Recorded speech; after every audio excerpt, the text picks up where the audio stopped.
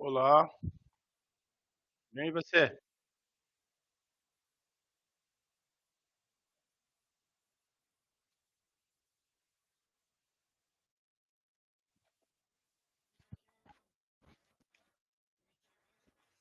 É, tá mudando, mas você sabe que tem um que tá bem mais barato que ele, aquele Stream Ears, tá metade do preço.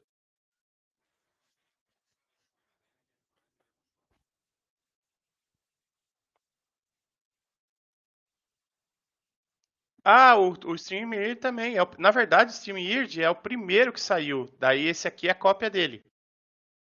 Depois você dá uma olhada lá. Eu comprei também esses tempo atrás aí agora. E ele tá com uma promoção. Ele tá, se eu não me engano, você tá pagando US$ 18, eu acho.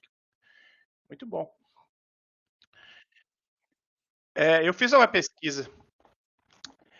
Vamos, eu vou compartilhar aqui.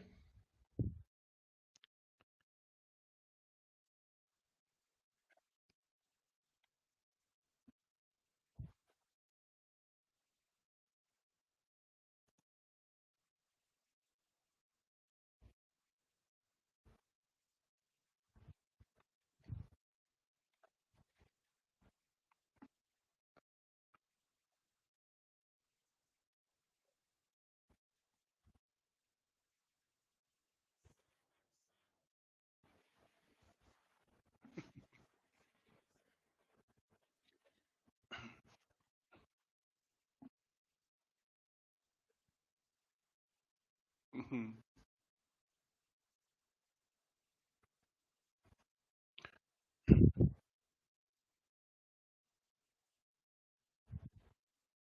Obrigado a você.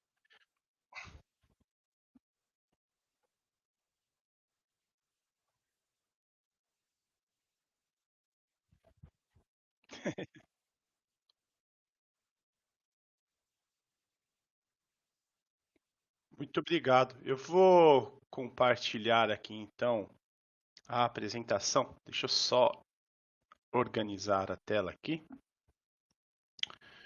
Vamos lá. Maravilha. Se tiver tudo certinho, você me dá um ok, por favor?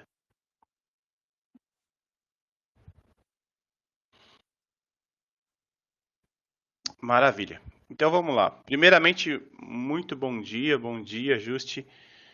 Obrigado pela oportunidade, né, de estar compartilhando este case, esse insight, né, dentro da construção civil. E o bacana é que eu vou compartilhar com vocês uma experiência muito legal que deu certo, tá? Que deu certo. Hoje eu atuo na área de pesquisa, né, junto com alguns professores da USP. Então, eu tenho desenvolvido algumas pesquisas práticas dentro da construção civil. Já atuo na construção civil há mais de 20 anos, né? Comecei a trabalhar na área de projetos lá em 98. Na época eu utilizava até o AutoCAD R14. Então eu tenho um pouquinho de experiência nessa área e, e quero compartilhar com vocês agora uma parte prática, né? Sair um pouquinho assim daquela euforia das tecnologias, né? Porque eu sinto que ainda falta aquele alicerce, aquele conhecimento do chão, né? Eu digo que nas minhas aulas de planejamento de obras, eu costumo dizer, né? O pessoal, professor, qual que é a melhor ferramenta que existe para planejamento? Eu costumo dizer que é a bota, né? A bota é a melhor ferramenta que tem, que você conhecer a essência da execução, é isso que faz um bom planejador. A ferramenta é só um complemento. Então vamos lá, eu vou falar um pouquinho para vocês sobre o método Speed Service System, né? Um método criado por esse senhor aqui, conhecido como Ray Kroc, né? Ele é famoso aí pela história, né? Do que aconteceu com o McDonald's, mas ele é um verdadeiro visionário, né? Do que essa empresa se tornou. Porém, Muito bom, por sinal, um filme muito bom, bastante motivacional também, né? Então, dentro da ideia do Speed Service System, o que que acontece, né? O Ray Kroc, ele, ele era um cara com uma visão empreendedora. Então, ele, no decorrer do dia a dia ali, do trabalho dele, né? Ele vendia mixer, ele se sentia muito mal atendido pelas lanchonetes de fast food, né? Que na verdade não era fast food, era uma lanchonete, entre aspas, né? Com a característica do fast food, mas era uma lanchonete comum. Então ele chegava para pedir ali um bife com fritas e chegava para ele um frango com purê de batata. Então ele ficava muito bravo com isso, né? Ele se sentia ali mal atendido. Até que um dia ele recebeu um chamado de uma loja lá de São Bernardino, né? Falando que tinha comprado 8 mixer e ele achou estranho, falou: mas quem é que vende tanto milkshake desse jeito, né? Quero saber, e foi lá conhecer. E ele conheceu uma pessoa genial, uma pessoa com um QI acima da média, chamado Dick McDonald, né? Que é o criador do método Speed Service System, né? Um verdadeiro planejador, Justi. Esse cara, ele tinha na sua veia o pensamento de planejamento. Então, ele quis conhecer a história, né, de como que surgiu aquela metodologia, porque o Ray Kroc, quando foi atendido, ele nem acreditou. Ele chegou na fila e ele falou assim: eu quero um hambúrguer, uma batata frita e um refrigerante. O cara pega, toma. Ele falou: mas peraí, isso aqui não é meu. Ele falou: não, é seu, pode comer. Ele falou assim: mas como? Eu acabei de comprar. Ele falou: pois é, já está pronto. Então ele falou: mas como que você consegue chegar nisso? E aí que ele entendeu que o segredo era o planejamento, né? Era a mudança do fluxo de processo. E ele desenhou numa quadra de tênis, o Dick McDonald, né? Desenhou numa quadra de tênis vários layouts, aonde ele estudava, por exemplo, o posicionamento do mixer, aonde tinha que ficar o leite e o sorvete, de uma forma que quem produzisse não tivesse tanto desperdício, né, de movimentação. Então a sacada dele era genial. Até porque o Dick McDonald era um ferrenho leitor e conhecedor dos processos do Henry Ford. Então ele falou assim: olha, eu vou criar um método que nós conseguimos melhorar o processo de execução. Então, ele chegou no layout ideal, onde o desperdício de tempo era muito baixo. Fazendo uma analogia a isso, nós podemos ver até o pit stop, né, da Fórmula 1. Eu fiz uma pesquisa um tempo atrás e na década de 70 o pit stop levava até 6 minutos. Né? Então o cara podia descer, tomar um café, ligar para a esposa, fazer alguma coisa ali, depois voltar e continuar a corrida. Né? E em 2019, a Red Bull fechou um pit stop mais rápido de todos os tempos, com 1,8 segundos. Né? Mas o que, que isso mudou? Mudou bastante coisa. O carro não tinha mais abastecimento, tudo já era pré-fabricado, então era praticamente chegar e colocar no lugar, né? Exatamente. Então a ideia do planejamento para uma situação dessa é fantástica, né? Então ele elevou muito a eficiência da corrida, né? Menos tempo de parada e mais tempo de corrida, vamos falar assim, né? Então, isso é uma visão legal que a construção civil pode absorver. Então, pensando nesse formato aqui do McDonald's, né, entendendo como que o Dick McDonald fez. Primeiro, ele fez um mapeamento detalhado dos processos, né, legal. Ele entendeu como teria que ser o processo que eliminasse menos desperdício, né. É muito interessante porque no início reduziu-se o tempo de execução de um lanche de 20 minutos para apenas 3 minutos, né? Foi um ganho muito rápido. E isso aumentou ainda mais o grau de satisfação dos clientes e, claro, o processo de reorganização espacial. Então, pensando neste formato, como que surgiu essa ideia, né, de trazer o Speed Service System para a construção civil? Só fazer um adendo aqui da apresentação. Aconteceu uma situação parecida com o do McDonald's. Eu fui comer num restaurante em São Paulo e nós ficamos 40 minutos para a mulher trazer uma Coca-Cola e uma coxinha. E a gente esperando a refeição principal. Pois é. Aí a minha mulher, ela tem uma visão empreendedora, ela começou a reclamar, falou: Poxa, mas a coxinha praticamente é só fritar, é bem rápido, o refrigerante é só pegar ali, por que, que a pessoa demora tanto tempo, né? E a gente saiu dali totalmente satisfeito. E no outro dia, a gente resolveu comer no McDonald's. E tem um McDonald's do lado da minha casa. Então, quando nós fomos comer no McDonald's, eu achei muito interessante, porque ela foi no caixa, pagou e pegou o lanche. E eu sentei, eu falei para minha esposa, eu falei, Adeli, como é que pode ser tão rápido desse jeito? Ah, porque eles fazem tudo na sequência. Quando ela usou esse termo, eu falei assim, eu quero falar com o gerente. Chamei o gerente e perguntei para ele se eu poderia conhecer a cozinha.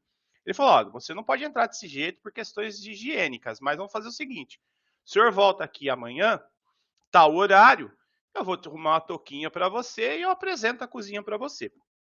E eu conheci a cozinha do McDonald's. Fui olhando, ele foi me explicando. E era tão interessante que o negócio é pensado até para que na virada da batata frita o cotovelo não bata no outro. Entendeu?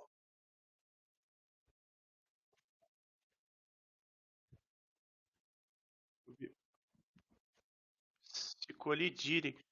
É sincronia, né? Parece um balé, né? Pois é, muito interessante essa visão. Eu falei, eu acho que isso daria para fazer na construção civil, porque eu sempre tive essa visão da construção civil.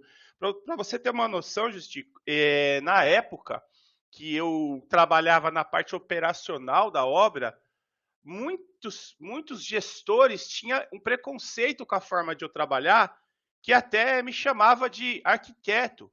Mas por que arquiteto? Porque o arquiteto tem um lado mais caprichoso, um lado mais detalhista, né, daquela situação da execução ter sido muito perfeita. Eu falava, olha, não é bem um estereótipo isso, porque é o básico. É que assim, a engenharia está tão acostumada a trabalhar com tem que entregar e pronto, acabou. A obra é feita no palmo, não é feita no centímetro. Eu ouvia muito isso, né? Que eu falei, poxa, mas está errado, porque, por exemplo, você vai fazer uma alvenaria aparente, você ter aquela. Eu visitei uma obra que a alvenaria parecia um Big Mac, com aquele queijo derretido. A nata do cimento escorria na parede e a coisa mais feia. E eu fui falar para o gestor e ele falava assim: Ô Fabião, aqui é obra de galpão, cara. Obra de galpão. Galpão é assim mesmo, não precisa ser tão caprichoso. Depois você vai ver. Eu falava: não, isso tá errado, cara. Tudo pode ser feito com capricho, com qualidade, dentro do que o escopo pede, né? Então, eu fui o verdadeiro assim, eu acreditava nessa filosofia. Eu falei: eu vou aplicar essa metodologia. Legal. Então, claro.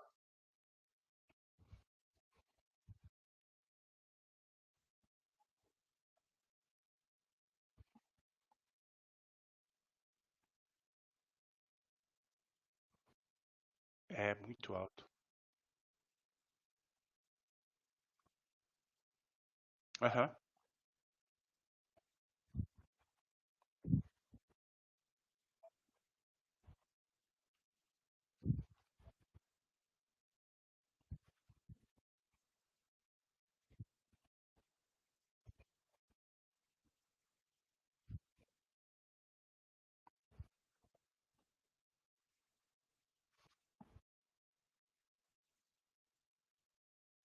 sim.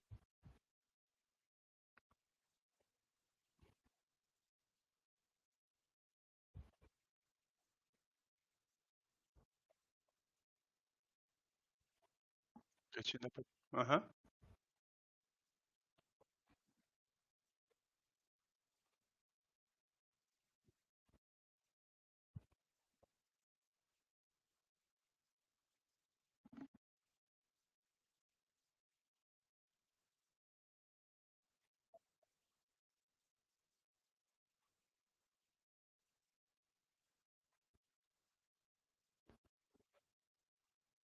Padeiro. Uhum.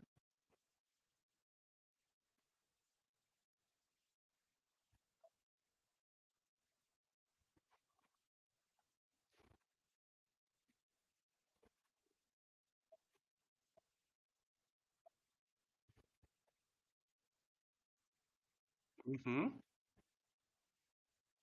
Demais.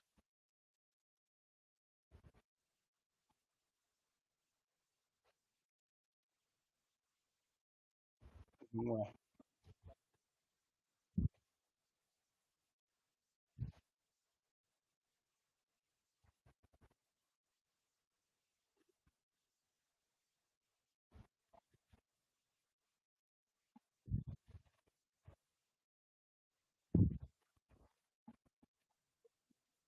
Ele é reduzido.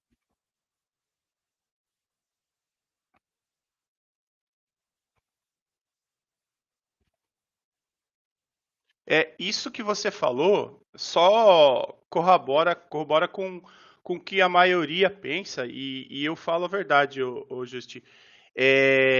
Por muitas vezes, esse tipo de comportamento, ele tem ele é, ele é percolativo, ele percola por outros profissionais, porque os estagiários começam a ter esse tipo de pensamento e isso evolui.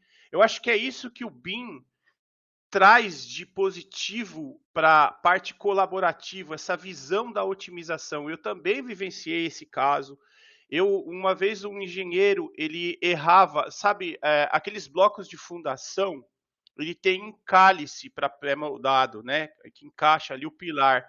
Ele calculava como se fosse um paralelepípedo, um retângulo, e aquilo é um tronco de pirâmide.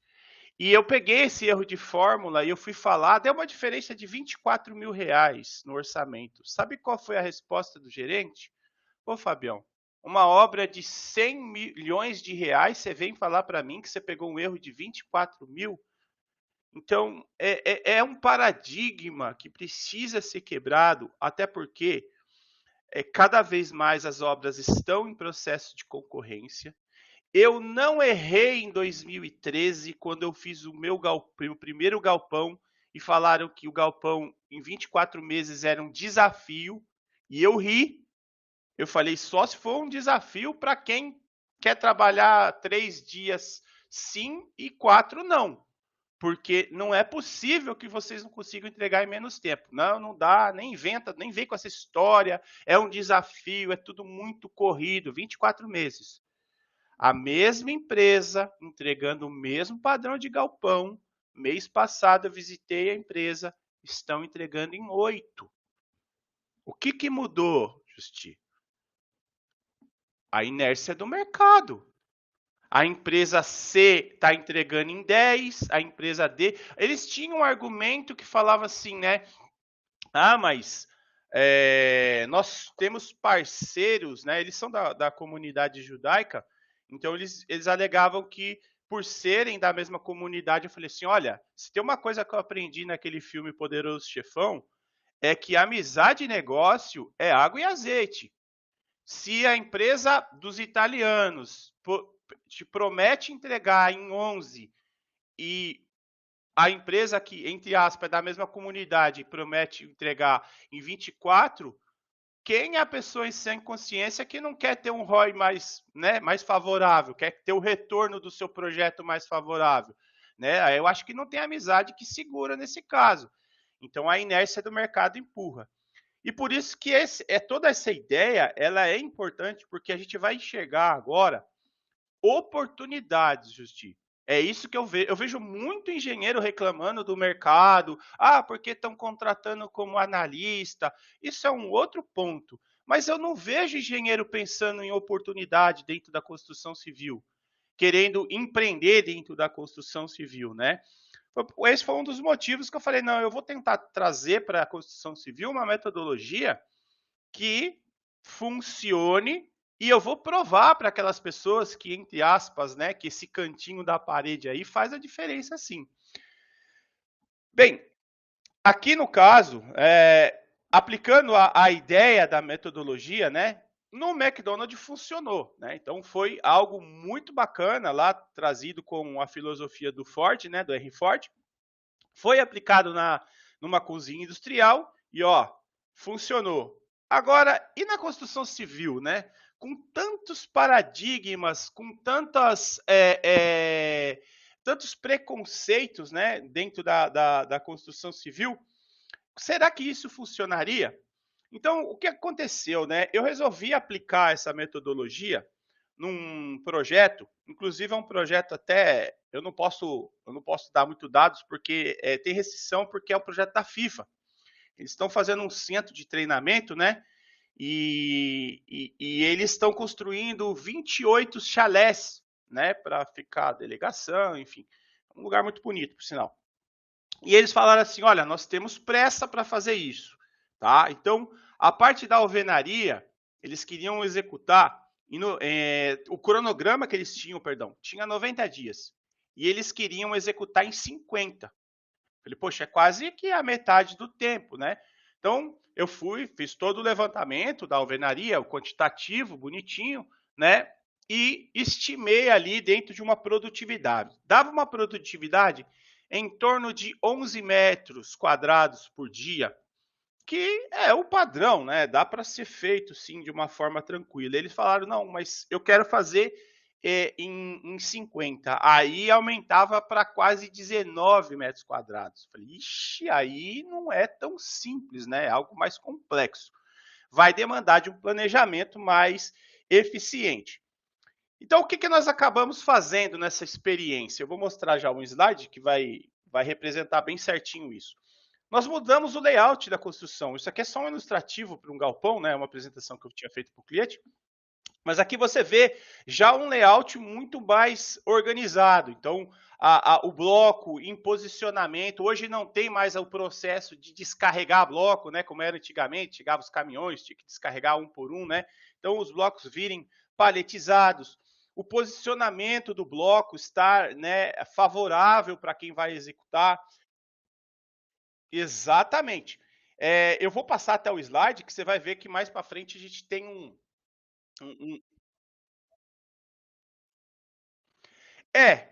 esse pensamento Lean, né, é através até de um livro que eu estava lendo chamado A Máquina Perfeita, que fala sobre parar, ocultar. Ah, perdão. Ok. Então, dentro desse livro ele fala, né, que os ganhos não é no aumento da pressão do trabalho, e sim na eliminação dos desperdícios, né? E isso é bacana porque dentro do livro também fala, né? O Ford também, quando ele tentou aplicar a metodologia do processo na fábrica, teve resistência dos funcionários, teve os que nós sempre fizemos assim, teve na época, né? Então é algo que só se repete. As condições hoje em dia elas só se repetem. Então, esse processo da construção, ela foi aplicado nessa obra e nós tivemos um resultado incrível. Nós reduzimos a produtividade ali, ou melhor, aumentamos a produtividade até 45%. Tivemos redução de custo, porque foi um processo que nós não gastamos argamassa de assentamento desnecessário, a perda foi muito pequena mesmo. A qualidade, eu vou mostrar a foto, você vai falar, não, isso foi feito em BIM. É mentira essa foto. Eu vou mostrar a foto para você como é que ficou o muro. E claro, nós tivemos muito menos retrabalho, né? Alguns pontos de retrabalho que era feito era no próprio processo. Se a parede não tivesse com a junta de acordo ou tivesse com algum problema de prumo, né? Então a fiscalização, ela não esperava a parede ficar pronta para ter que arrumar, arrumava de imediato. E claro, não podemos deixar de falar, né, que tudo isso tem a nosso favor aí tecnologias como o próprio BIM, para a gente poder planejar, ter processos mais otimizados, como você disse, né, um projeto mais detalhado, de repente a própria modulação da alvenaria, né, utilizar os blocos compensadores para não ficar perdendo tempo cortando o bloco, porque a ideia que eu vou apresentar para vocês no slide seguinte é assim, Justi, é de uma linha de produção, é o McDonald's da construção. É o pedreiro assentar tijolo. O pedreiro não tem que ir lá pegar massa, ele não tem que ficar enchendo. Um ponto que eu percebi no método tradicional, por exemplo, usa aquela espátula, né? O cara vai lá, o pedreiro tem que virar, colocar argamassa na espátula e girar. Nós utilizamos a bisnaga. E com a bisnaga, ele recebia a bisnaga na mão. Então ele só virava, o ajudante falava tó. Ele pegava a bisnaga e só colocava e pum, encaixava o bloco. É, é exatamente. A junta ficava linear, ficava dentro de um padrão. Então foi controlado tudo isso. Nós fizemos um processo de controle de produtividade, de controle de desperdício. Foi algo incrível mesmo.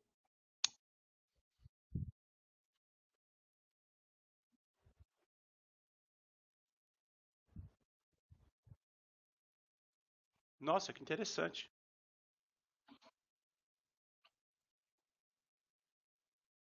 Ah, é? Não sabia disso.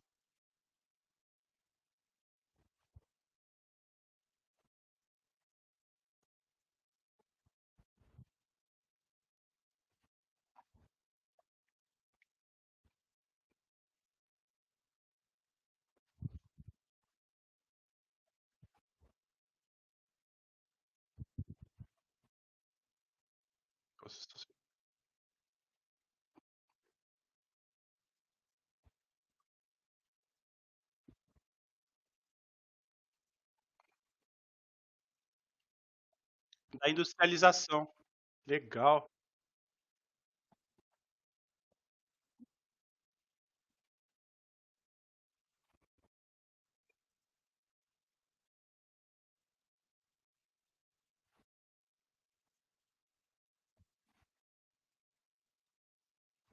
Um software.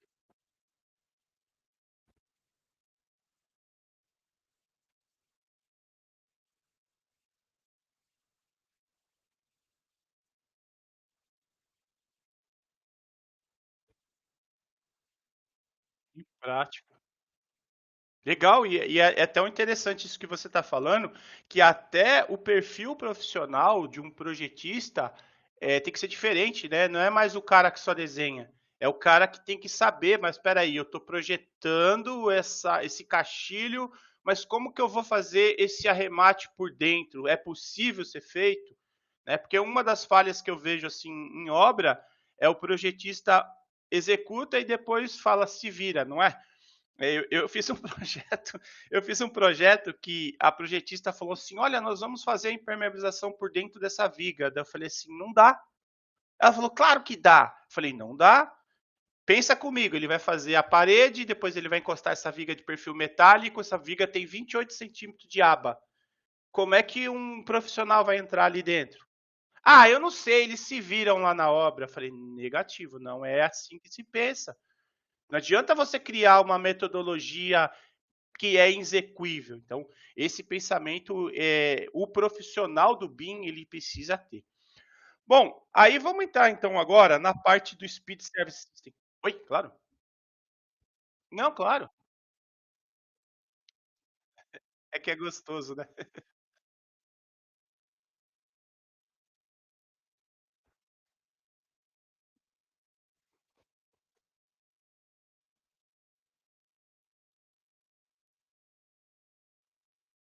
Sim,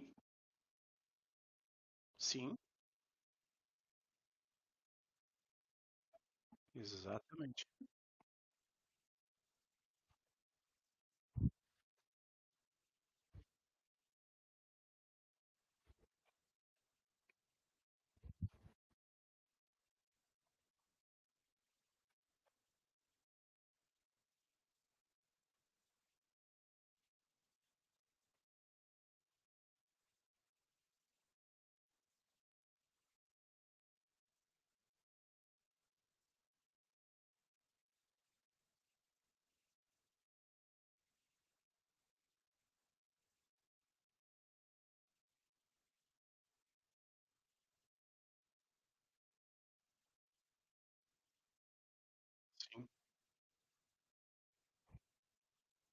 E é interessante que essa visão que você trouxe, ela se resume num tipo de pensamento, né, Justi? É sair do isso não é comigo para isso afeta todos. Isso é um fato, né? Porque o projeto não adianta ter aquele pensamento de não deu certo e a obra resolve. É verdade, a obra, na verdade, acaba resolvendo mesmo, mas o quanto que isso foge da qualidade, o quanto que isso foge do esforço necessário, porque tudo que é planejado é muito mais fácil, muito mais prático para executar, tá, né? Como nós acabamos de falar do próprio processo do McDonald's. Então, aqui, dentro do processo dessa filosofia que nós estamos falando, eu tive a ideia de trazer o pensamento, né, do Speed Service System para a construção civil. Baseado no quê? Aqui eu queria fazer uma brincadeira com você, Justi. Qual dessas obras é de 2010 e qual obra é de 1947?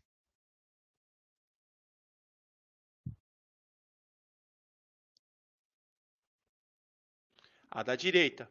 Acertou, mas deu para ter um esforço, né? Você teve que pensar para responder, né? Talvez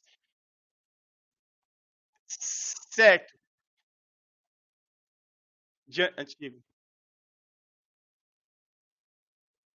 Eu nem tinha reparado por isso, né? Eu olhei mais pelos prédios. Quando eu olhei mais os prédios do fundo. Mas vamos refletir. Será que se eu colocasse aqui a foto de um carro de 1947 e um de 2010, você teria a mesma dificuldade para discernir qual a diferença? Não, né? E agora a pergunta: por que a indústria da construção evoluiu tanto no processo de construção? Por que a indústria do agro, não vamos falar muito longe não, vamos falar do agro, que há alguns anos atrás o pessoal ainda colhia na mão, né? As famílias trabalhavam no campo e hoje nós temos aquelas máquinas que teoricamente já colhe, lava, ensaca o produto, né? Então, eu fui buscar essa informação só para responder a pergunta, né? Ali a foto de 1947, né? Bem legal essa foto aí. Eu fui buscar essa informação dentro do relatório da McKinsey, né? Que é um relatório bem bacana que mostra o potencial, Gesti, que nós temos na mão. Porque a construção civil ela representa 13% do PIB mundial. E dos últimos 20 anos, o crescimento anual foi de 1%. É muito pouco, né? E pensando no processo de industrialização, utilizando um método de produção industrializado, nós temos um potencial de 5 até 10 vezes de aumento dentro do setor. Eu trouxe aqui um relatório bem rápido, um gráfico bem rápido, que representa aqui o nivelamento praticamente da construção civil, né? Ela ficou estagnada aqui de 95 até 2015 e lá de 47 ela praticamente se manteve, né? E se você, oi? E se exatamente. E olha a agricultura. Olha que interessante como que a agricultura evoluiu, né? Interessante, né? Agora vem a filosofia. Mas por que a construção civil evolui menos que as outras indústrias? Será que isso aqui responde um pouco desse paradigma, um pouco desse pensamento, que eu acho que já nem mais paradigma, já está se tornando até um dogma, né? É interessante. Tem essa frase da almirante Grace Hopper que eu acho muito legal, que ela fala assim, né? A frase mais perigosa que existe em um idioma é nós sempre fizemos assim.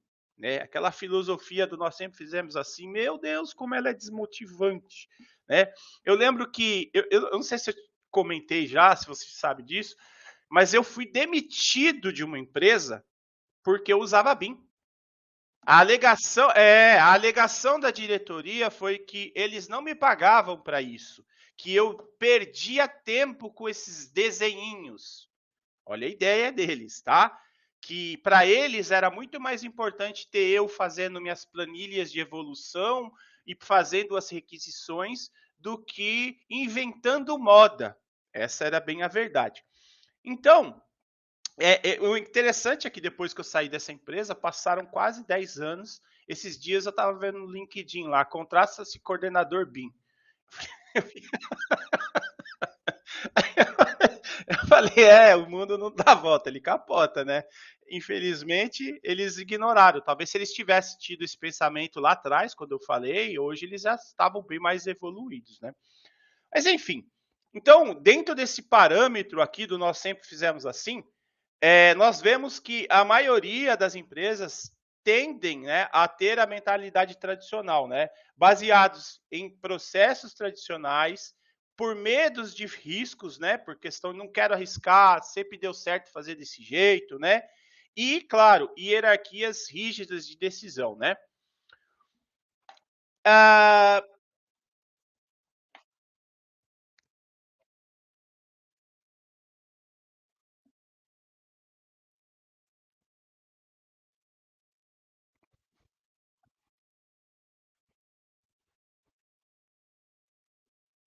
muito bom.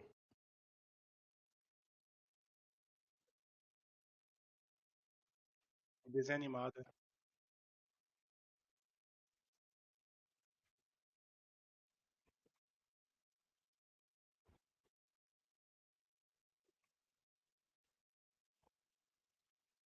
Exato. Isso.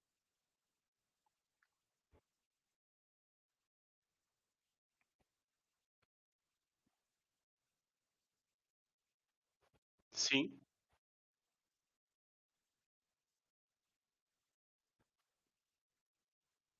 sim. No-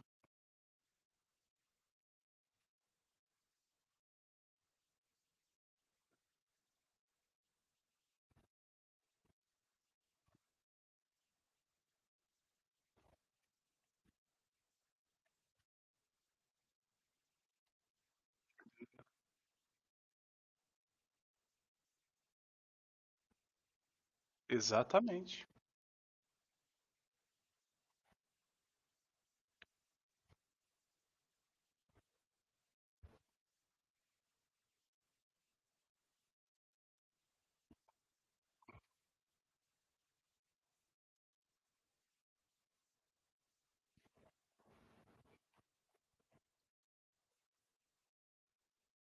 Exatamente.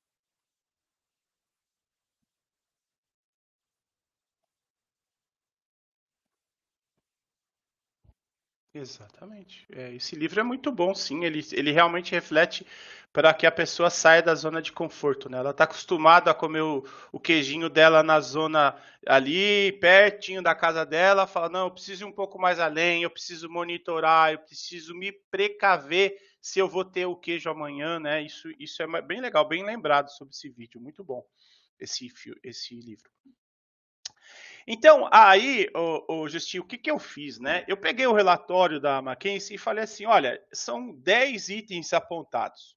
Eu vou focar no item da produção, na parte operacional. Falei, não adianta querer abraçar o mundo, né? Vamos tentar começar pela parte operacional. O que, que foi que eu foquei, né? Aqui nós temos uma foto que é um pouquinho até chocante, falando assim, né? Num sentido social. Nós vemos aqui essa foto é indiana. Ela, como é que é feita a construção civil aqui de uma forma bastante artesanal, né? Com o cara ali sem nenhum tipo de EPI, o outro no dame ali correndo risco de cair, se machucar. E um dos problemas que nós verificamos é a falta de mão de obra, né? Então nós não temos mão de obra qualificada, nós não temos mão de obra é, com consciência, né? Com consciência de um processo de trabalho.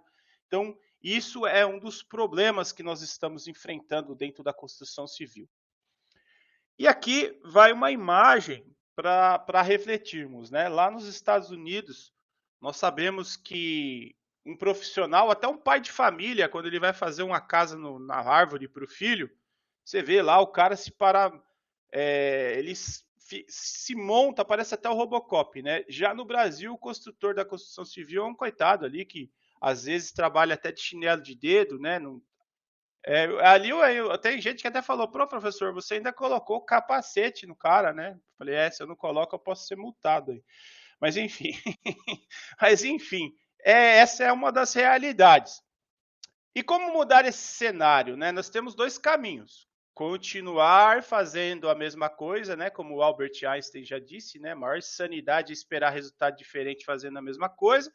Ou nós partimos para a industrialização, né? Para a mudança de processos, para a utilização de tecnologias, né? Como tecnologia do próprio as ferramentas do BIM, que nos traz aí benefícios muito positivos. E quais seriam as estratégias para isso, né? Primeiro, o que nós pensamos inicialmente, como nós focamos na parte executiva, é repensar nos processos de engenharia e melhorar a execução no canteiro de obras. Aí vem essa ilustração, eu gosto muito dessa parte aqui. Eu fiz uma aula com o professor Eduardo Toledo na USP e foi muito bacana porque ele trouxe essa analogia e eu falei, eu vou absorver isso porque eu achei incrível, né? A visão de cooperativa, né? Quando a gente pensa na cooperação, aquele pensamento individual, né? Onde eu cedo para os colegas. Eu lembro muito de cooperativas mesmo, essas empresas de cooperativa, que cada um faz a sua parte e o que sobra ali, se der, eu ajudo. Já no processo de colaboração, não. É todos participando com um objetivo comum, né? Então, o que nos motiva é que no final todos ganham, né? Uma das metodologias aí que tem crescido bastante, e eu tenho muita esperança, Justi, é na metodologia do IPD, né, o Integrated Project Delivery, que eu acredito que ele vai vir para mudar muitas coisas, porque uma experiência que eu tenho observado, isso como um pesquisador, as empresas que eu presto consultoria, Justi, o empresário, se ele não ter um pensamento colaborativo, ele tende a fracassar. Olha o que interessante que eu vou trazer para você agora, esse case. Tem alguns empresários que eles fazem assim. Imagina que eu contrato um profissional e ele produz 100 unidades por dia. Eu desenvolvo um processo que ele trabalha no mesmo padrão, num fluxo menos de pressão e produza 130. Bacana. O empresário vai ter maiores lucros e ele vai ficar satisfeito, né? Porém, na cabeça do colaborador, se ele não for recompensado por esse aumento de produção, ele vai falar assim: para que eu preciso me esforçar? Eu vou ganhar a mesma coisa no final. Então, eu percebo assim, o empresário que não tem uma visão de, olha, se melhorar para mim, eu tenho que melhorar para o meu time. Eu tenho que melhorar para o meu time. Não é só eu ganhar mais, eu lucrar mais. Se o empresário não ter o pensamento colaborativo, estagna e pior ainda, porque os profissionais, e a gente está vivendo isso, eu sei que você já deve ter vivido muito isso, sabe aquele profissional que aprende a fazer uma porta parametrizada no Revit e fala, pronto, sou o Rui Otaki, já vou abrir uma empresa de arquitetura, já sou arquiteto renomado. Isso é um problema, porque eu vejo muita gente saindo das empresas, deixando, e o tempo, a energia que você gasta, treinando esse profissional e você não vai reter todo o conhecimento, né, que você investiu naquele profissional. Então, a visão colaborativa, ela não é só um pensamento de vamos fazer para melhorar para a empresa. Não, é melhorar para todos. Todos têm que ganhar. Enfim, o método do Speed Service System na prática. Vamos ver aqui como é que é a ideia. Pensando dentro da filosofia Lean, note que o layout aqui é um layout bem parecido com o layout de uma cozinha industrial, aonde o pedreiro ele tem um espaço definido, O bloco foi pensado até 3 níveis de bloco de 19 para que ele fique com 60 centímetros e fique numa altura, Justi. Virou com o braço sem abaixar, pegue o bloco e assenta. Pô, show de bola. Isso deu um parâmetro tão bacana para nós de planejamento que, por exemplo, quando se entra no nível de andaime, a produtividade cai, porque ele não tem o deslocamento, eu preciso içar material. Qual foi um dos ganhos mais interessantes que nós tivemos nesse caso? Com a bisnaga, eu não precisava mais subir a argamassa. Então, a argamassa em pote, e ele tem que ficar baixando, no balde. Era a bisnaga. Eu subia 5 bisnaguinhas, o cara deixava no canto e ele só ia repondo. Melhorou muito, melhorou muito. O layout bem organizado, aonde a maceira, né, a betoneirinha posicionada num ponto estratégico.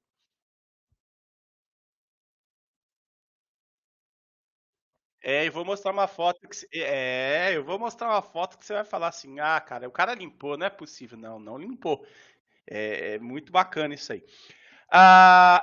O que é interessante é o fluxo contínuo, Justi. É aquela ideia de a equipe vir assentando, uma outra equipe para um outro tipo de produtividade que é de um nível aonde quem está no chão não consegue produzir, uma equipe vindo chapiscando e rebocando.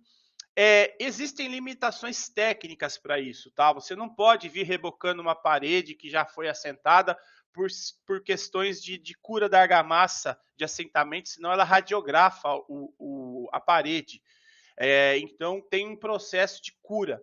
Mas terminando o processo de cura, a própria argamassa secando, a equipe de pintura já entrando. Pensa no McDonald's, é praticamente aqui a ideia do McDonald's. Cada um faz uma coisa de uma forma orquestrada, né? Aí eu fiz até uma imagem aqui, ó, agora eu tô me familiarizando com as inteligências artificiais, né? Tô gostando de usar. Então eu criei uma imagem aqui de do inteligência artificial aqui, de um mestre de obras ali, ou engenheiro, regindo uma orquestra. Essa é a verdadeira essência da construção civil. Agora nós vamos para a parte prática, tá? Vamos pegar a parte prática. Esse aqui é um exemplo de um processo de execução num projeto de impermeabilização. Olha que interessante, né? No começo, essa obra, o cliente ele exigiu que fosse feito por etapas, porque ele tinha equipamentos de resfriação para instalar. Então ele falou assim: eu não quero que você impermeabilize a laje toda e depois eu vou instalar, porque eu tenho data de inauguração.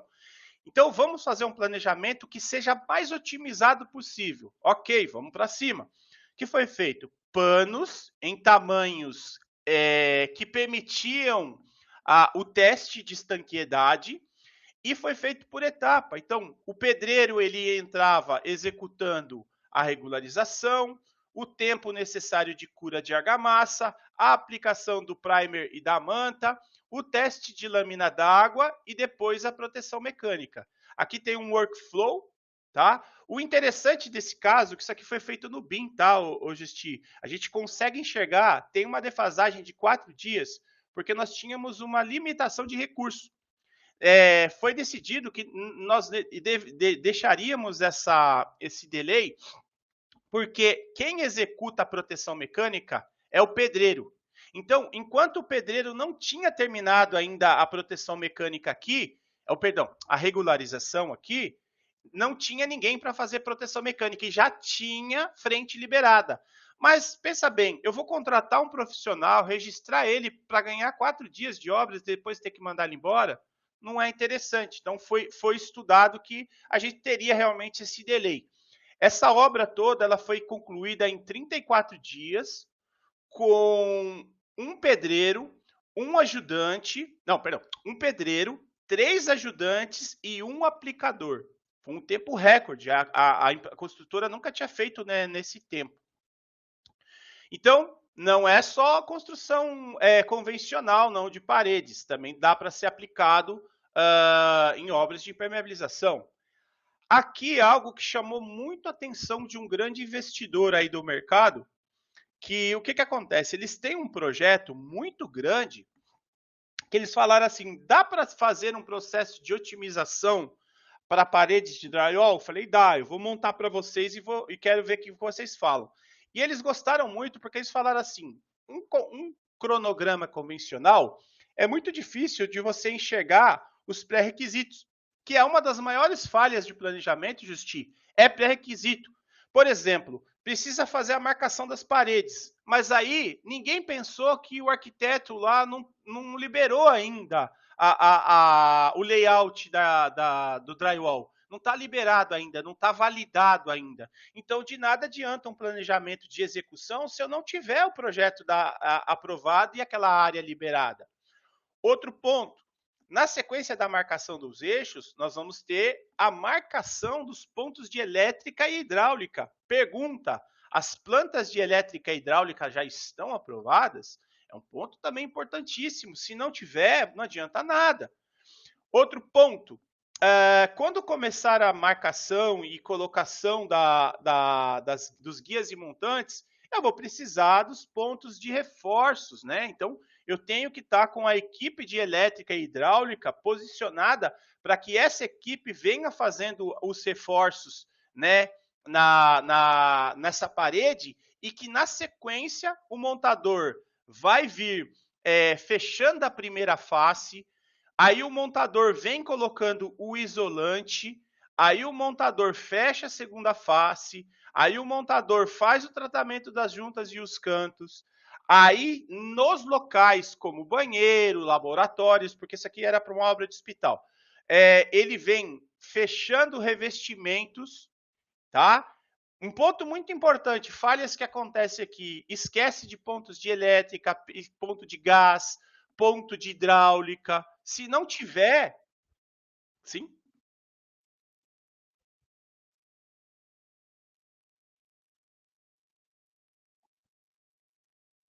aham,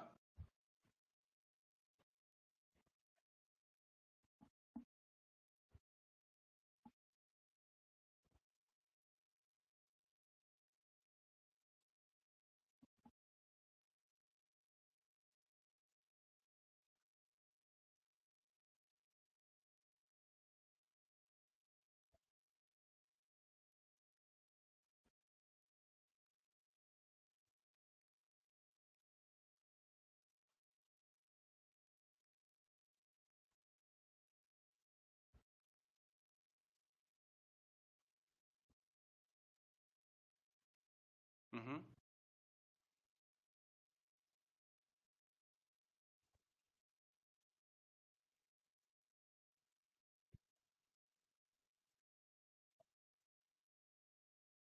não tinha esquecido.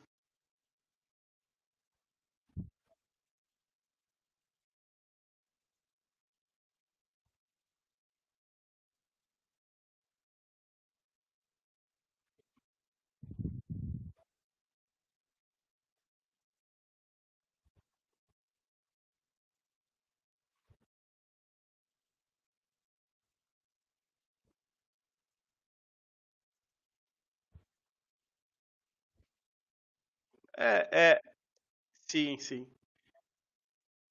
Mas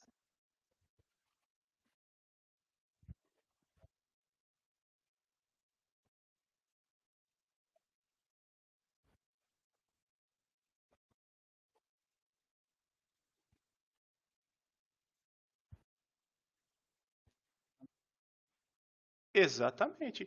E é interessante, mas por mais triste o que eu vou falar, o Justi, é uma realidade. Infelizmente, o planejamento ele é muito ignorado. Infelizmente, o planejamento ele é levado como um assunto muitas vezes contratual, exigência contratual. Muitas vezes é que nem o BIM. Eu tenho vivido isso na prática, Justi. Eu vejo muito o pessoal glamourizando o BIM, mas na prática não sabe aplicar. Sabe, aquela empresa que contrata um projeto de impermeabilização do BIM, em BIM, mas pede para você fazer todas as representações gráficas no CAD porque não tem ferramenta suficiente ainda. Aquela empresa que pede para você modelar as camadas de impermeabilização, mas não dá caimento porque não tem as ferramentas suficientes para fazer o caimento. Exporta quantitativo para o Excel e não usa. Oi?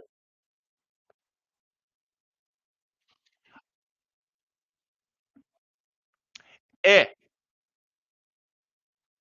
é limitado, exatamente. Tem vários cenários, porque assim, o projeto de impermeabilização, por exemplo, ele é um projeto bastante documentacional, ele é visual, ele tem uma característica, por exemplo, tá? Eu não sou especialista em Revit, eu só conheço bem pouco, mas assim, eu sei que quando você modela um caimento no Revit, você para com a impermeabilização na proteção mecânica. É necessário fazer uma segunda modelagem do acabamento por cima. E, teoricamente, se você dá um caimento no piso de baixo, você pode ter um caimento diferente no piso de cima. Porque o piso de cima é estético e o de baixo é regulamentado.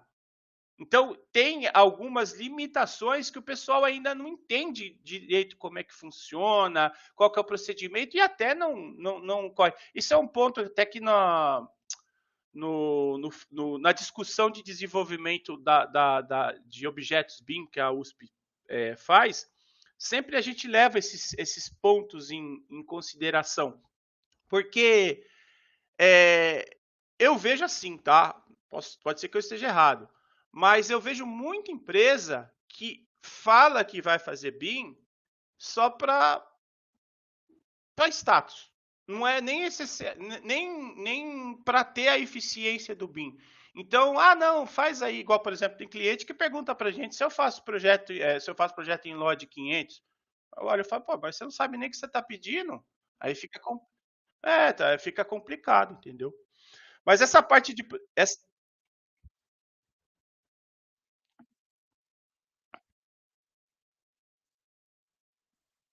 E passa pro.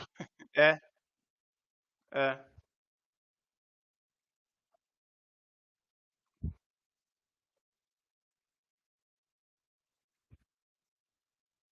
Não, não tem.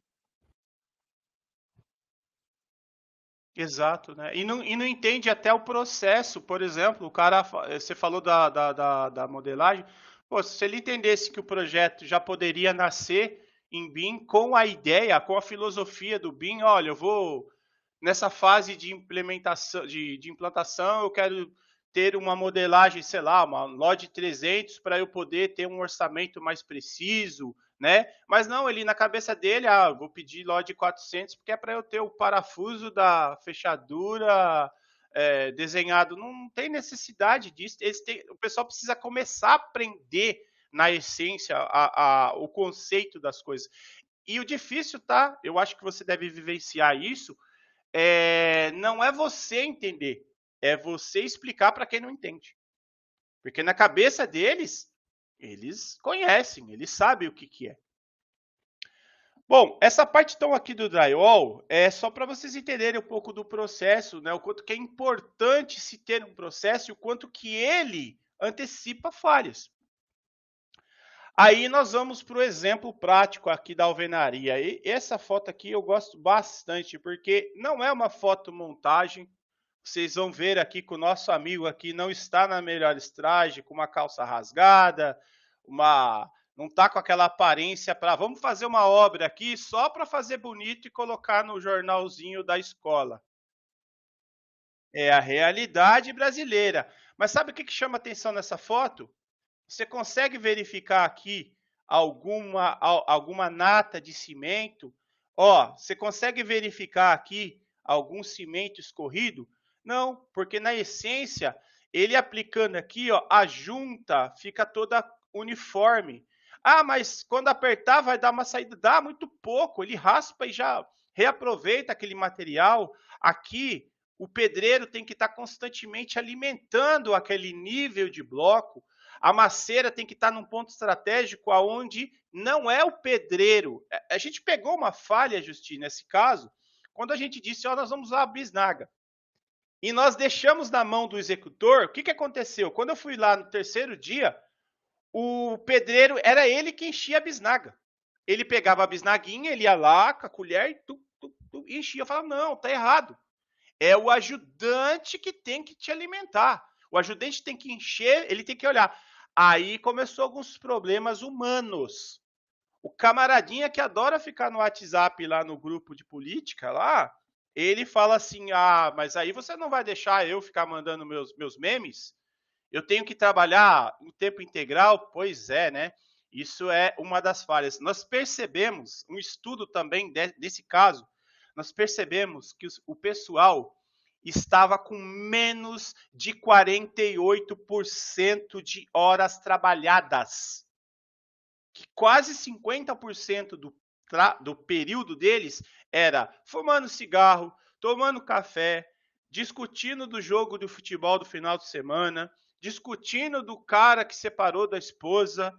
E eu falava, poxa, cara, isso daí é uma coisa assim. A gente sabe que ninguém é uma máquina, ninguém é uma, né, tem que estar ali, tem que ter uma descontração, a pessoa tem que sim trabalhar, pode trabalhar cantando, subiando, mas dentro do processo nós temos que fazer ele fluir, né? Tem um estudo que diz que dentro das horas trabalhadas e horas trabalháveis, 80% tem que ser horas trabalhadas. Então a nossa ideia era o quê? Puxar essa produção para até 80%. Então nós controlamos a execução em alguns dias para fazer, né, coletar esses dados, e foi muito bacana porque nós entendemos ali que para cada pedreiro que estava trabalhando, eles possuíam ali uma produtividade média muito parecida. Uns produziam mais, outros produziam menos. E dentro de uma inspeção visual, pode ver que os trechos onde apresentou um coeficiente de perda um pouquinho mais, perda não, né? Gastou um pouco a mais ali por causa da espessura, era porque realmente o cara apertou um pouco mais ali a massa, estava com raiva, acho que o time dele perdeu, a mulher dele não atendeu o telefone, ele aperta forte ali e aquela argamassa deu uma aumentada, então acabou perdendo um pouquinho mais. Mas isso daqui é um ponto legal porque ele era controlado diariamente. Não é aquela situação do engenheiro vai uma vez na obra, ele passa a ver se tá bom, se não tá, ele manda derrubar. Não, não. Aqui é no dia. Quem foi aqui que fez aqui? O Carlos. Vem cá. O que está acontecendo? Você gastou aqui quase 14 metros. Não, doutor, tá normal, tá dentro do padrão. Não, não tá. Então, vou fazer o seguinte: começa a ter um pouco mais de controle na hora de você aplicar, porque você sabe, você colocou o bloco, você colocou mais, ele vai ficar mais alto. Na hora de apertar, você vai perder mais material, entre aspas, né? É possível você melhorar isso? Aí ele explicou: não, doutor, isso aqui eu estava preenchendo também as juntas na transversal. Ele estava colocando na transversal. Nós achamos que não era necessário, né? Até consultamos um calculista de alvenaria, ele falou: não tem necessidade, só na vertical e na horizontal mesmo. Trabalhamos aqui com o processo também de supply chain, né? Então, nós aplicamos uma metodologia reversa de contratação. Então, olha que legal, né? Eu sabia qual que era a data que eu precisava da necessidade da execução.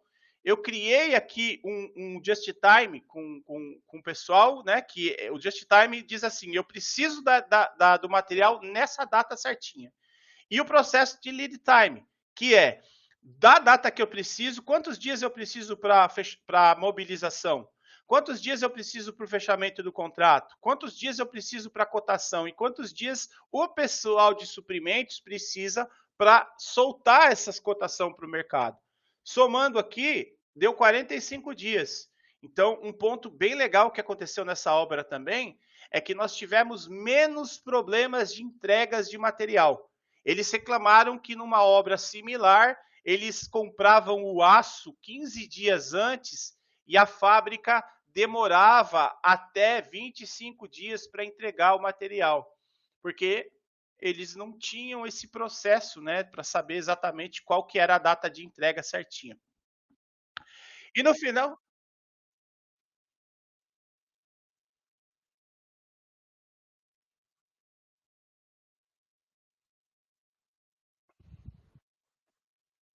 Aham, sim,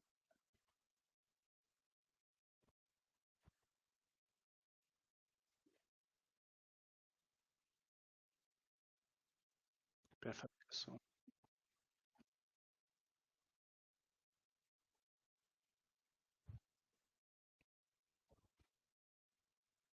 certo,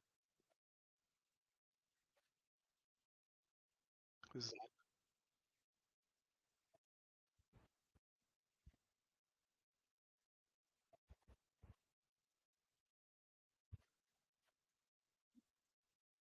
almoxarifado.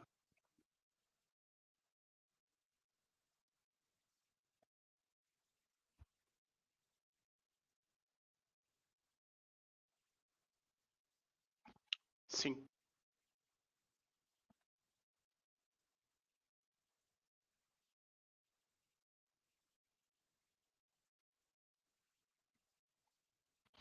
Isso que você falou é outro ponto do planejamento bem legal, esse case. Eu já fui numa obra que o gerente me chamou num almoxarifado, parecia um centro de distribuição, Justi. Coisa mais linda. Tinha material de tudo quanto é coisa. Aí ele batia no peito assim, todo orgulhoso, tá vendo? Aqui nós planejamos tudo. Nós já temos comprado todas as peças, os acabamentos, olha lá, o material de elétrica. E aí eu olhei para o cara e falei assim, cara, como tu é burro. Primeiro, gastar dinheiro fora do momento reduz você de investir. Em obras você pode estar fazendo investimentos, esse pessoal ele acaba utilizando dinheiro para outros tipos, outros fins. E outro ponto é risco. E se aquele galpão pega fogo, Justi?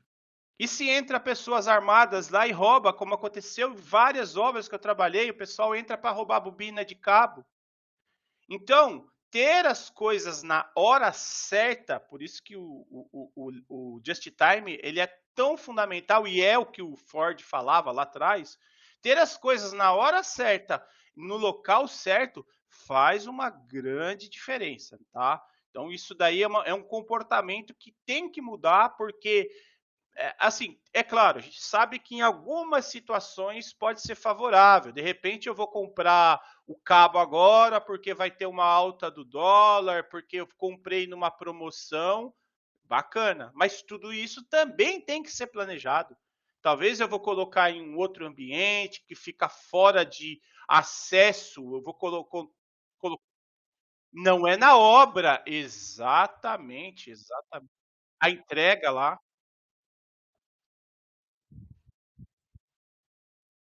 sim.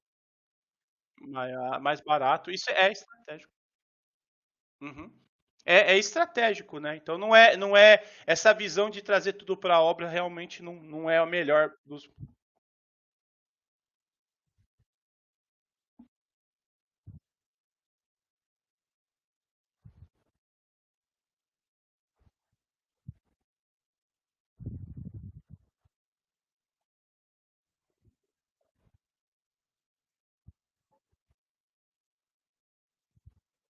Ah, sim.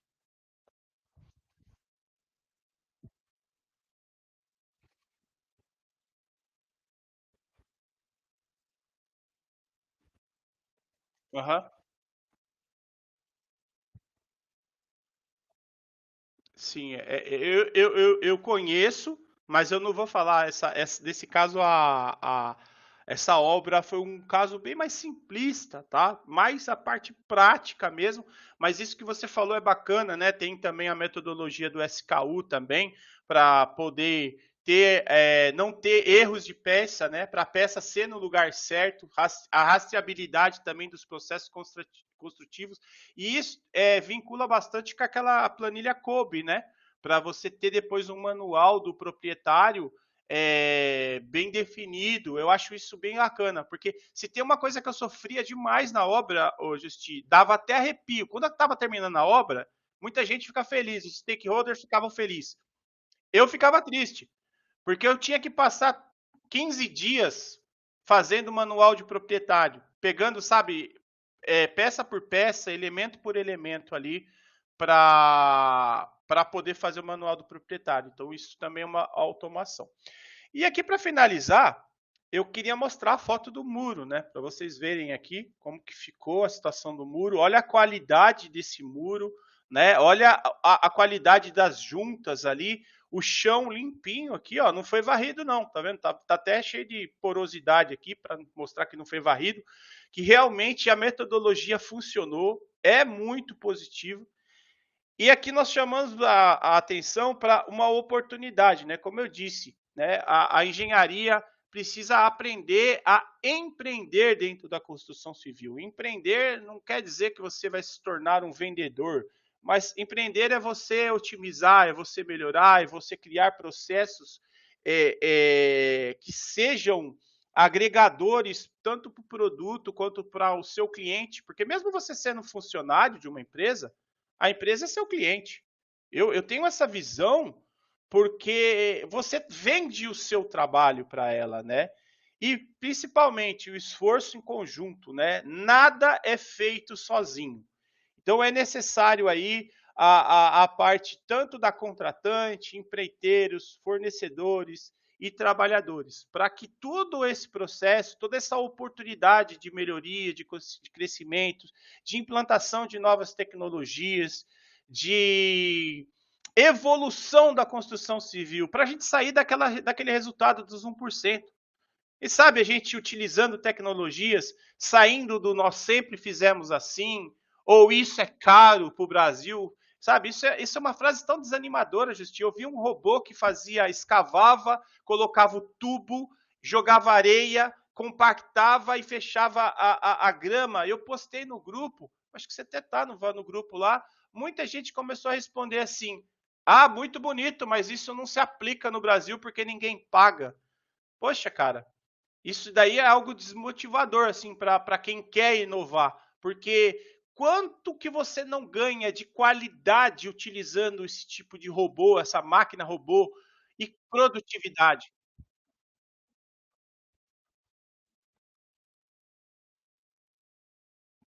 Tem isso.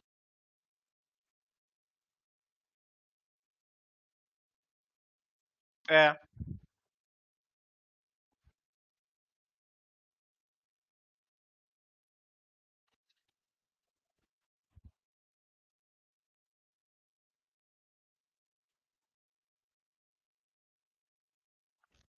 exatamente. Sim,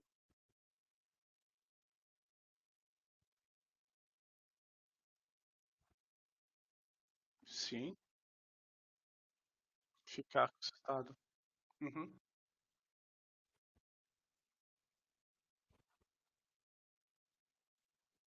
Sim,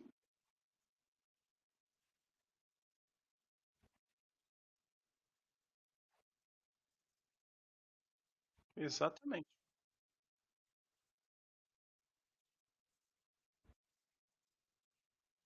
Exatamente. Exatamente. É exatamente. É igual a inteligência artificial veio aí para isso, né? Eu vejo muitos designers de imagens, ah, porque perdi meu emprego. Não, se adapta, reinventa, se reinventa. A vida é assim. Enfim, claro.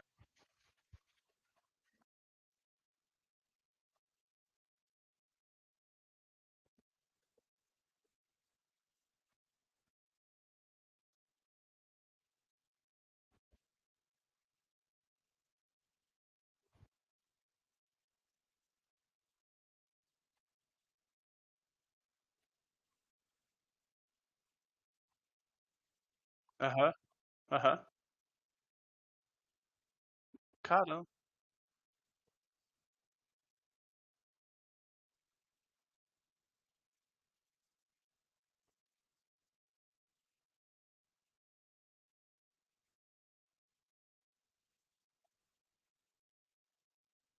Sim.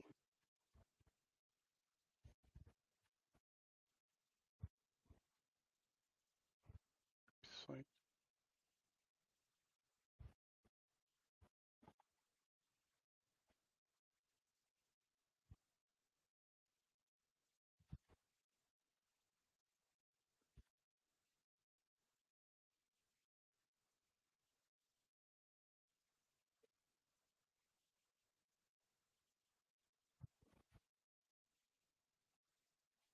Melhor opção.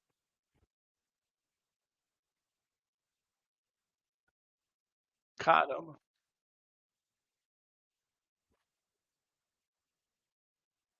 Nossa,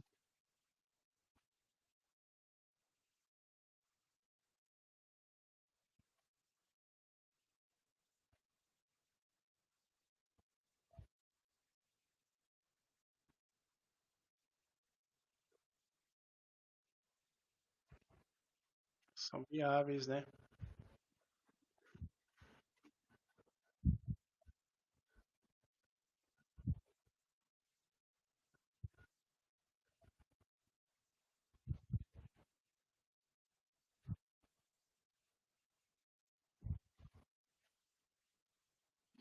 Isso é muito bacana e assim, tem coisas que não substitui realmente o humano.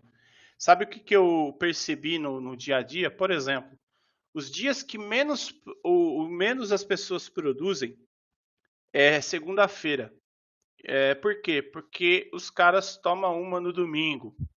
Tem outro fator, dias de produção também, pós-pagamento, oscila. Porque aquela empresa que não paga o funcionário na data certa, a produtividade cai. Então tem fatores emocionais, tem fatores humanos, tem fatores que envolvem até o grau de dificuldade, como eu disse, né? Sabe uma coisa, Justi, que eu tenho percebido, principalmente para quem vende curso na internet, e isso é uma das características que eu procuro abordar nas minhas aulas. Eu falo assim: olha, se você não tiver a vivência de entender as lombadas do dia a dia, você vai planejar o convencional. Eu vi um vídeo esses dias de um cara vendendo um curso, venha fazer planejamento BIM 4D utilizando a inteligência artificial. Eu vou resumir, tá? Ele foi lá no chat GPT e escreveu, me faça um cronograma disso. E o chat GPT fez um negócio ridículo. Então, não é bem assim. Eu sou muito a favor da ferramenta, adoro as ferramentas, mas, por exemplo, você montar o seu cronograma e pedindo orientações para verificações, por exemplo, nivelamento de recursos. Verifica para mim se esse recurso está disponível nesse momento, apesar que as ferramentas acabam fazendo isso, mas o chat GPT, ele foi um dos itens que me ajudou naquele processo que você viu do drywall. Porque eu perguntei para ele assim, ó, se eu vou colocar lã de vidro, qual atividade que eu posso ter feito que, se eu fechar a placa, vai dar problema? Aí ele lista. Você já colocou a hidráulica? Sim, eu já coloquei. Você já colocou a elétrica? Sim, já coloquei. E a tubulação de gás? Ah, é verdade, eu esqueci da tubulação de gás. Eu vou lá e arrumo.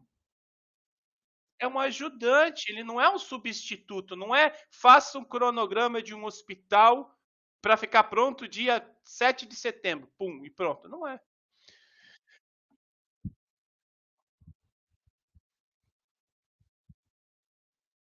Complexo. Já.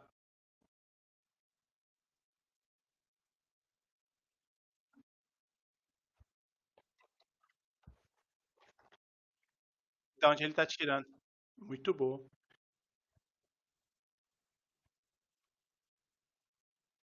Te dá referência.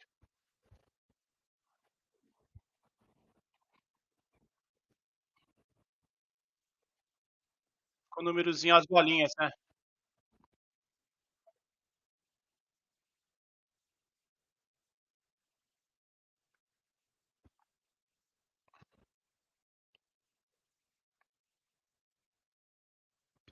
As ferramentas tem muitas. Eu fiquei sabendo de uma ontem, até anotei no meu papel aqui, Hélice Pro, que diz que ela faz toda a avaliação de cronogramas, otimização e caminho crítico. Eu vou dar uma testada também, porque é bom, né? Você conhecendo e entendendo um pouco mais das ferramentas.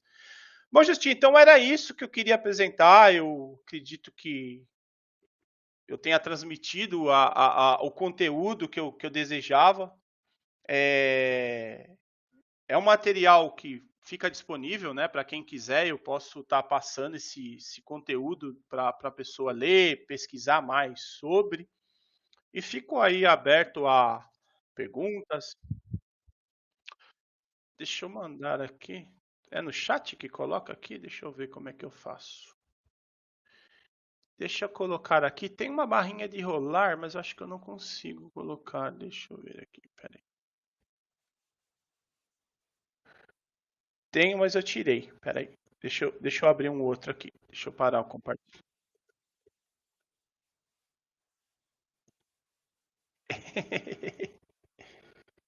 É, eu vou só passar aqui a. Eu tenho aqui uma apresentaçãozinha.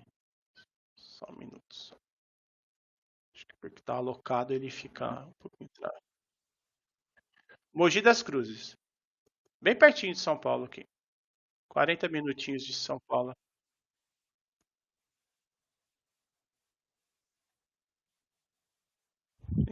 É.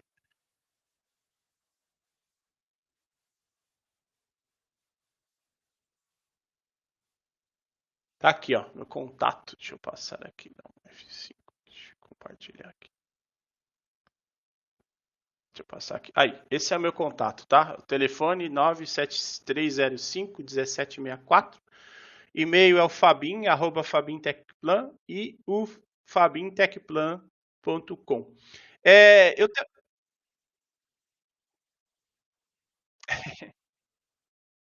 é, exatamente. E também a gente está abrindo alguns bate-papos semanal, Justi. Até convido você também para participar, exclusivo para falar sobre gestão de projetos na prática. Então, nós vamos trazer índices de desempenho, nós vamos falar muito sobre cronogramas de obra, sobre processos de gerenciamento.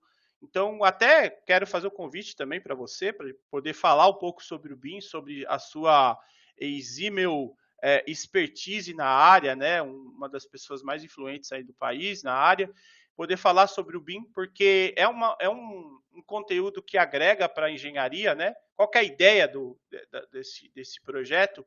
É a gente poder disseminar as boas práticas e, claro, poder conscientizar também as pessoas, né, de que isso não é modinha, de que fazer certo dá resultado. Um dos resultados bacanas que nós tivemos foi esse aqui, ó. Esse cara aqui é simplesmente o prêmio mundial do melhor piso industrial em 2015 e 2018. Dois prêmios que meu time ganhou nessas obras, aplicando planejamento, levando a sério o conceito de planejamento, não colocando apenas o planejamento como um papel na parede, entendeu? Então é isso.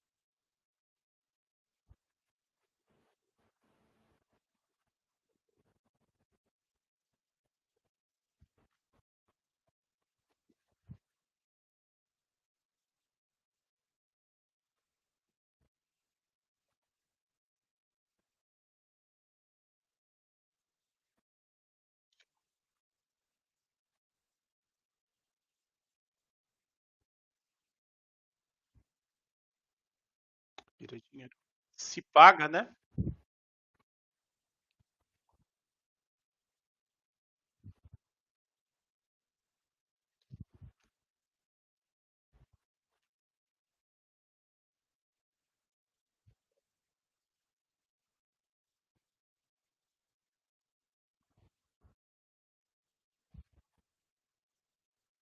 Uhum,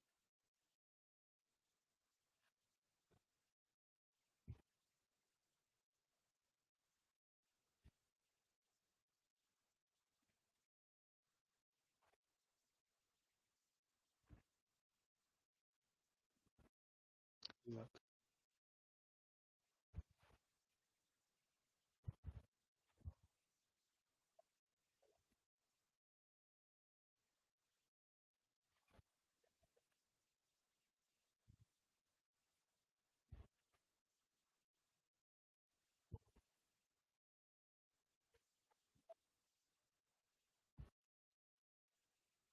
Investimento, né?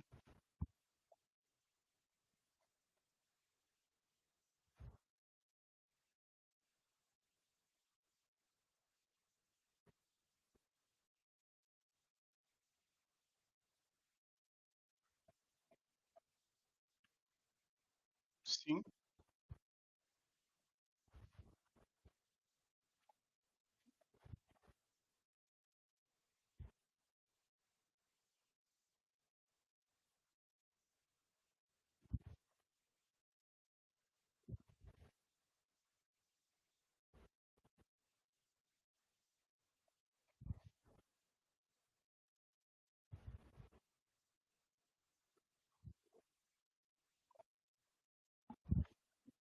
muito mais apenas.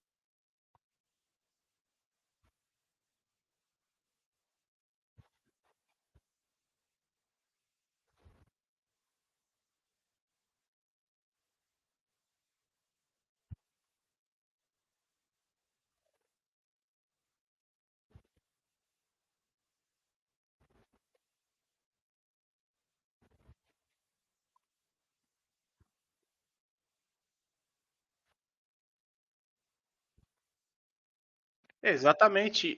E até o processo que você falou, o processo de implantação, eu costumo falar que são 5 etapas, tá, Justi? Você tem a etapa de conscientização da diretoria, sem ela não vai para frente.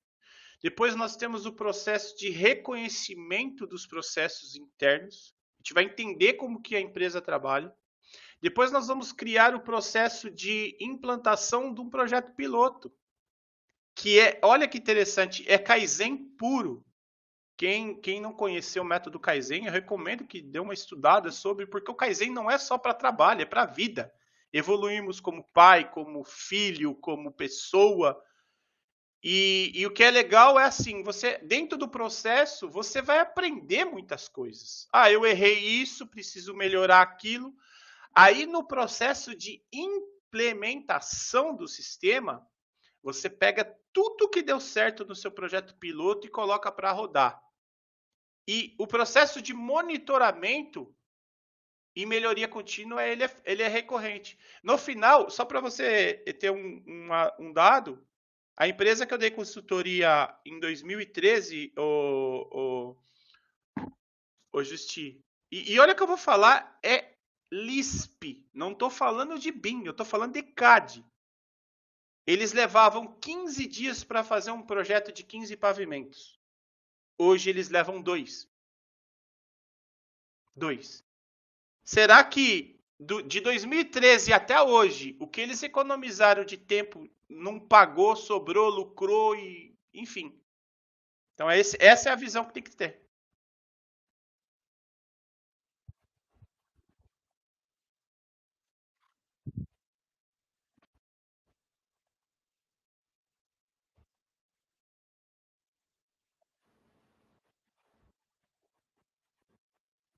Claro, claro.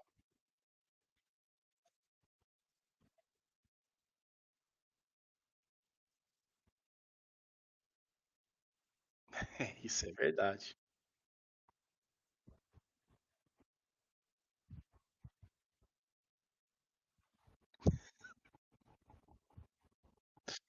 Aham,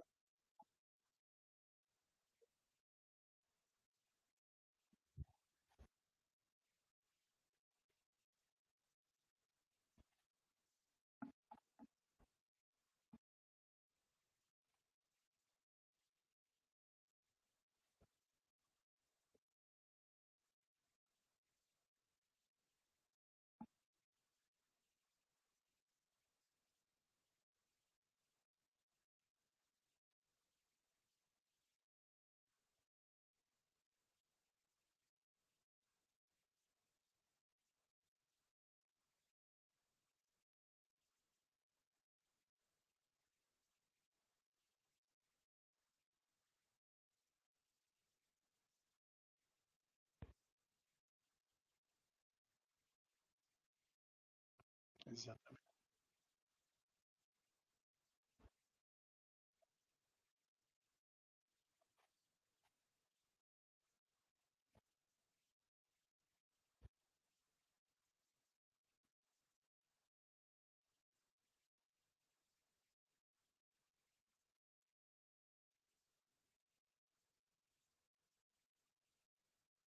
Sim,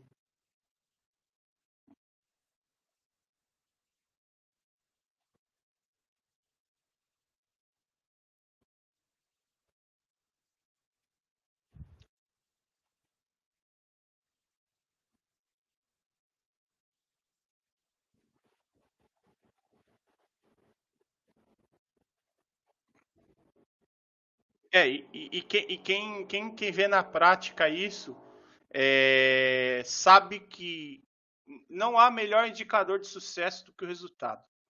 Então, quem coleta esses resultados, esse também é uma experiência que eu tenho vivido. Quem realmente coleta resultado é como diz o professor Aldo Doria. Quem costuma trabalhar da forma certa não consegue trabalhar de outra maneira.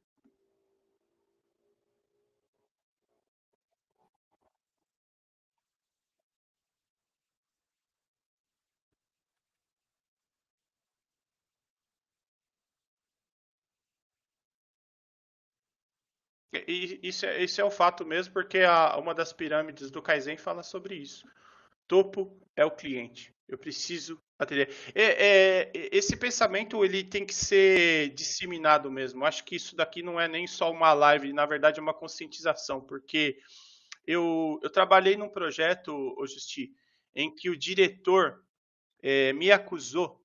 Olha que situação interessante. Eu indiquei um consultor de estrutura metálica. O cara era o melhor que eu já tinha conhecido.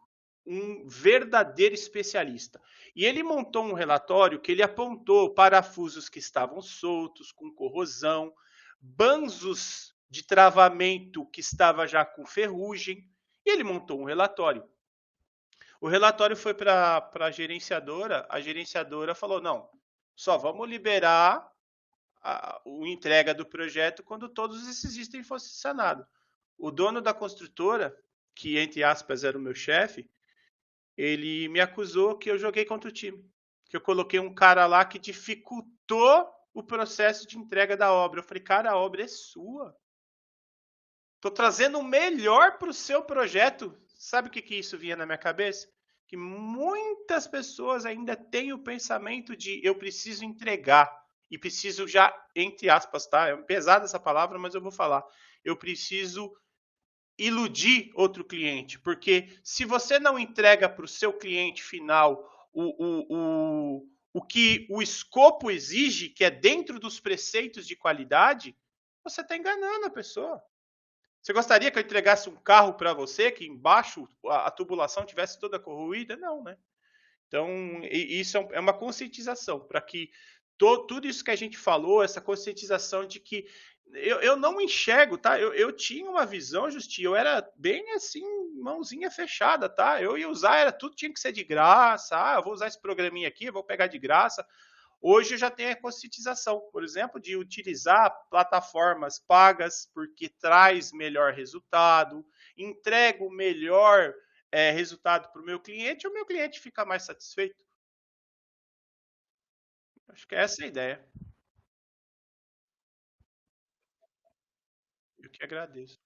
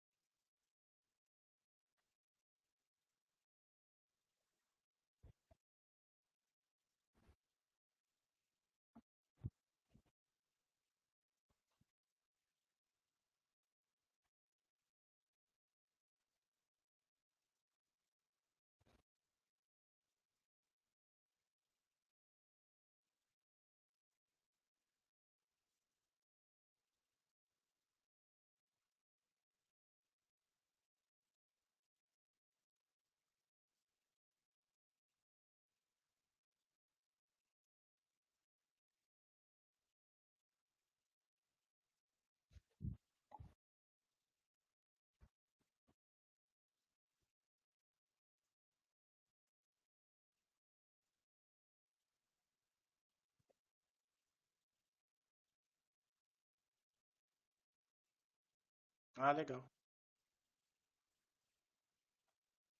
Show.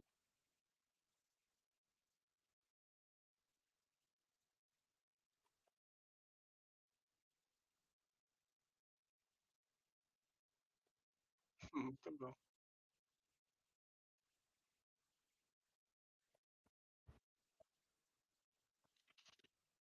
Legal. Deixar o pensamento aqui que eu trago até dentro do livro, que é planejar certo é o melhor caminho para executar com excelência. Então, pensem em tudo que vocês forem fazer dentro da obra, que fazer com consciência, planejando, integrando, colaborando, né, tendo pensamento colaborativo, com certeza vai gerar um trabalho de excelência, um produto que vai superar as expectativas do cliente e principalmente, pessoal, sejam diferentes. O mercado está cheio de básico, né? Então tenham algo a destacar, tenham um trabalho de excelência para oferecer, porque num mercado tão competitivo, às vezes uma cerejinha em cima da sua sobremesa pode fazer a diferença. É isso.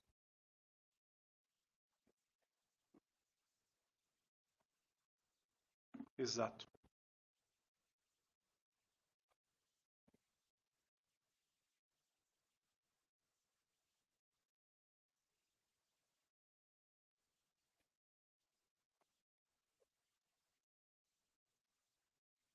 Exatamente.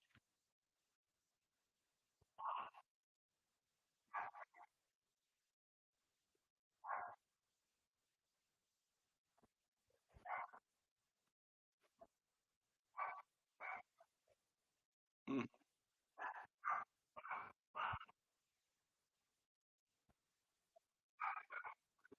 por causa do valor. Exatamente. É exatamente isso.